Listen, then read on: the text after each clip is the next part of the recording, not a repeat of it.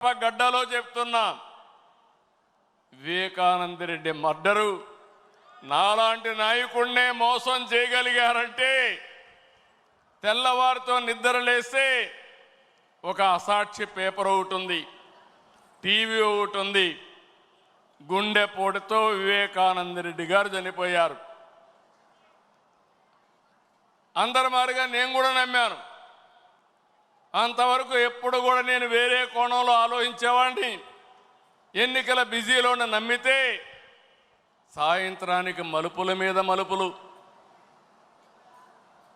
గొడ్డలితో మెదడు కూడా బయట వచ్చి అంత చిన్నాభిన్నమైపోయి రూమంతా రక్తం ఉంటే అలాంటిది కడిగేసి